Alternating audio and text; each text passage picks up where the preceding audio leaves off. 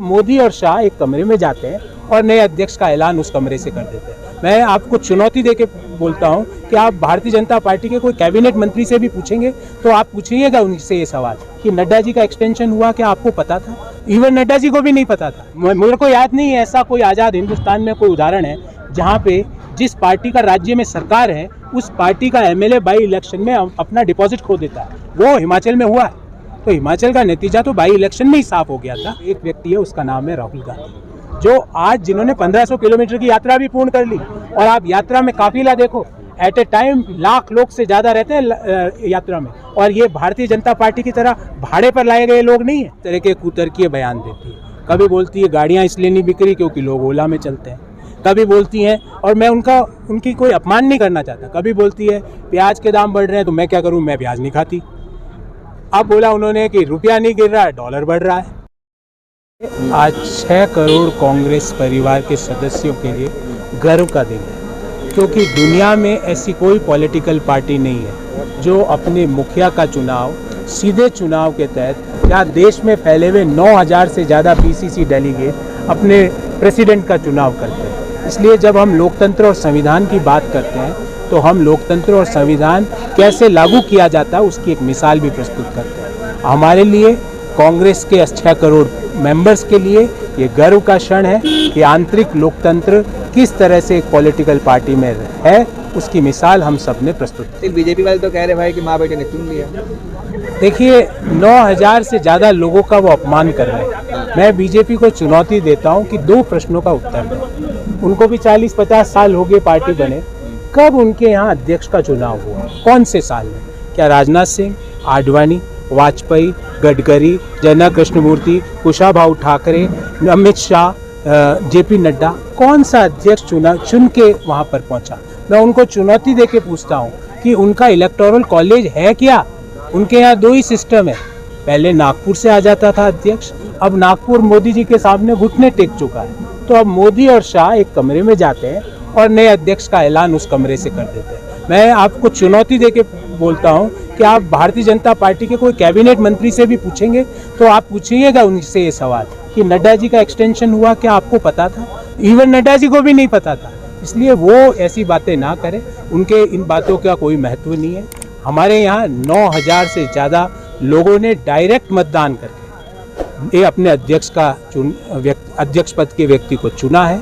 ऐसे व्यक्ति को चुना जिसका 55 साल का आइडियोलॉजिकल कमिटमेंट है, जो 50 साल तक लगातार लोगों द्वारा चुन के विधानसभा या लोकसभा तक पहुंचा हो, जो एक मील मजदूर का बेटा हो, जो मील मजदूर के बेटे से लेके ब्लॉक कांग्रेस के अध्यक्ष पद से लेके डिस्ट्रिक्ट कांग्रेस के अध्यक्ष पद से लेकर प्रदेश कांग्रेस के अध्यक्ष पद से लेके सीडब्ल्यूसी के मेंबर के पद से लेकर आज वो व्यक्ति जो एक मील मजदूर का बेटा था है, वो आज कांग्रेस का अध्यक्ष बना।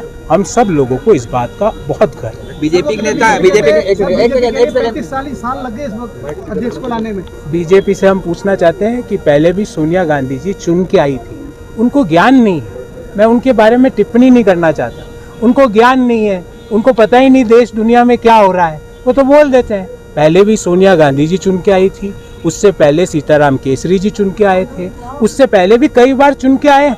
तो इसमें हम तो चुन रहे हैं ना, हमारे यहाँ लोग डायरेक्ट वोटिंग से चुन रहे हैं। मैं चुनौती दे रहा हूँ, 50 साल में आपके यहाँ वोटिंग कब हुई? बस बता दो मुझे, बाकी मैं आपके सारे आरोप सही मान लूँ।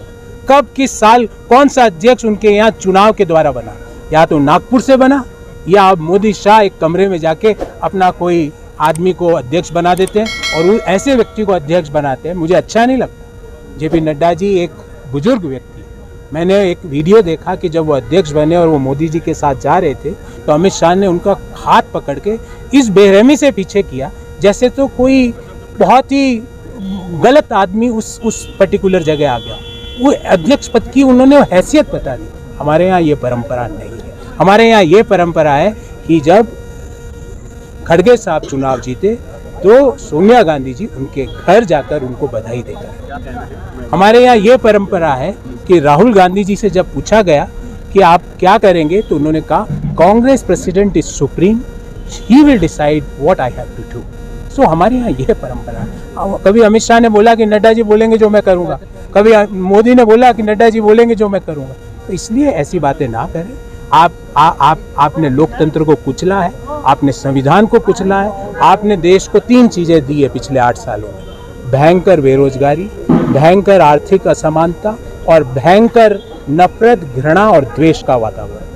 मोदी जी का एक वीडियो खूब वायरल हो रहा है जो कह रहे हैं कि भाई नेहरू जी के लोकतंत्र को मैं मान लूंगा अगर कोई कांग्रेस का अध्यक्ष गैर गांधी। हाँ, तो मोदी जी को दिखा दो, और मोदी जी मिलना चाहते हैं तो मुझे बताएं, मैं अपॉइंटमेंट भी फिक्स करता हूँ, खड़गे साहब से मिले और सीखे कि किस तरह लोकतंत्र की स्थापना की जाती है। सीखे हमारी सेंट्रल इलेक्शन अथॉरिटी, यही दफ्तर है आपके बिल्कुल सामने, यहाँ पे किस तरह निष्पक्षता से चुनाव हुए, किस तरह से, मतलब इलेक्शन कमीशन का भी डंडा इतना नहीं होता है जितना हमारा चीफ इलेक्शन अथॉरिटी का गाइडलाइंस, कोड ऑफ कंडक्ट है। इसको कहते हैं आंतरिक लोकतंत्र, और यहाँ पे खड़े हुए प्रत्येक व्यक्ति को इस लोकतंत्र पर गर्व है। पहली परीक्षा जो है गुजरात और हिमाचल प्रदेश में, क्या लगता है कि मल्लिकार्जुन खड़गे जिनको पार कर पाएंगे? बिल्कुल, हिमाचल में जिस तरह का वातावरण है, जिस तरह से भ्रष्टाचार की भेंट हिमाचल चढ़ा है, जिस तरह से वादा खिलाफी हिमाचल के लोगों से की गई है, आपने बाई इलेक्शन के भी रिजल्ट आपको याद होंगे। मेरे को याद नहीं है ऐसा कोई आज़ाद हिंदुस्तान में कोई उदाहरण है जहाँ पे जिस पार्टी का राज्य में सरकार है उस पार्टी का एमएलए बाई इलेक्शन में अपना डिपॉजिट खो देता है। वो हिमाचल में हुआ है, तो हिमाचल का नतीजा तो बाई इलेक्शन में ही साफ हो गया था। आगे जो नतीजे हैं वो और भी आगे नवंबर में साफ हो जाएंगे। गौरव, के आपसे एक सवाल अहम ये लेना चाहूँगा मैं, भारत जोड़ो यात्रा जिस तरीके से अपार समर्थन मिल रहा है, जितनी उम्मीद थी उससे बहुत ज़्यादा कुछ मिल रहा है, आपको लगता है ये कदम कांग्रेस को और पहले उठा लेना चाहिए था? देखिए, पहले उठा लेना चाहिए था, नहीं उठा लेना चाहिए था, पर मैं ये कह रहा हूँ कि सही समय पर सही कदम हमने उठाया।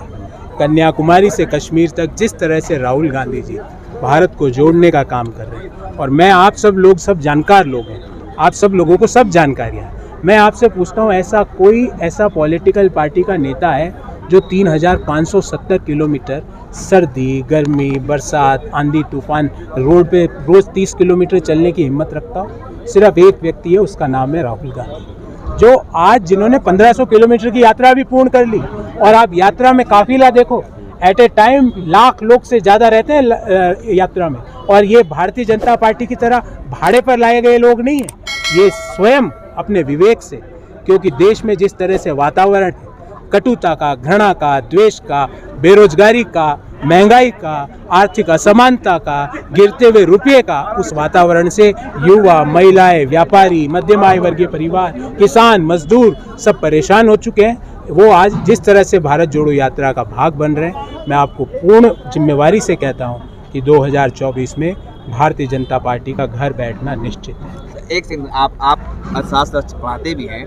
अभी निर्मला सीतारमण ने कहा अमेरिका में कि भाई डॉलर मजबूत हुआ है, रुपया नहीं गिर रहा है, इस पर क्या कहेंगे आप?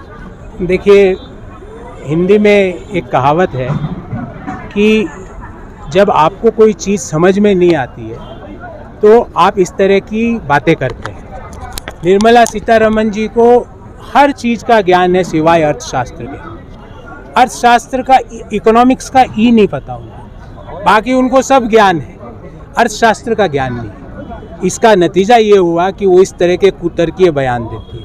कभी बोलती है गाड़ियाँ इसलिए नहीं बिक रही क्योंकि लोग ओला में चलते हैं, कभी बोलती हैं, और मैं उनकी कोई अपमान नहीं करना चाहता, कभी बोलती है प्याज के दाम बढ़ रहे हैं तो मैं क्या करूं, मैं प्याज नहीं खाती। अब बोला उन्होंने कि रुपया नहीं गिर रहा है, डॉलर बढ़ रहा है।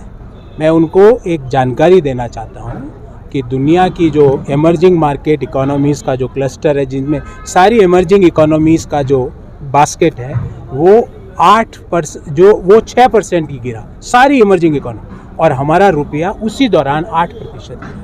निर्मला सीतारमण जी, इसका जवाब दीजिए। क्यों आप अपनी इस तरह की कुतर्कीय बयानों से देश का सर विदेशी धरती पर झुकाती है? क्यों आप इस तरह के जो ये सारे बयान आपकी अक्षमता को जताते हैं, आपकी नासमझी को जताते हैं?